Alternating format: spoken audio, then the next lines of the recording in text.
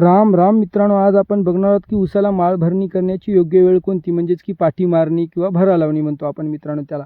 तर ते योग्य वेळ कोणती, तर मित्रांनो ते आपापल्या नियोजनावर आहे. जसं की कोणाकडे ठिबक सिंचन असेल, कोणाची जमीन नवीन असेल, पहिल्यांदाच ऊस त्याच्यात लावला असेल, किंवा आता सतत नाईलाजाने पुराची जमीन असेल आमच्यासारखी. तर आता आमच्याकडे 15-20 वर्ष झाले आम्ही सारखं ऊसाशिवाय आम्हाला इलाज नसल्यामुळे आम्ही ऊसच घेत आहोत. तर या जमिनीची आमच्या पोत थोडी कमी असल्यामुळे आम्हाला तिथं फुटव्यावर लक्ष द्यावे लागते. उदाहरण सांगतो मित्रांनो तुम्हाला, जर आता एका थोंबाला जर 20 धांडे झाले, तर त्या 20 धांड्याचं 1-1 किलो जर वजन झालं, तर आपल्याला एका थोंबापासून 20 किलो वजन मिळेल.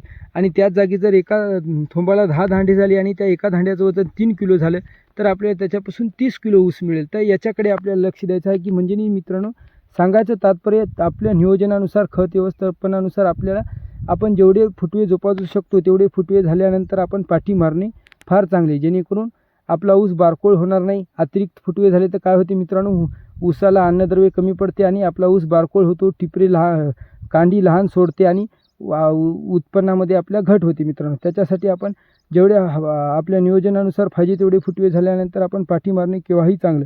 आता आमच्या रानाला या कमान 10 ते 15 फुटवे झालेले आहेत. तर मित्रांनो आता आपण पाठी मारून घेणार आहोत, कारण एवढे फुटवे बस झाले आपल्यासाठी मित्रांनो. याची जोपासना करून याच्यात आपल्याला याचीच वजन वाढवायचं, पोकवायचं आणि याचीच निगा चांगली करायची. लाईक, सबस्क्राईब, धन्यवाद. भेटूया पुन्हा एकदा.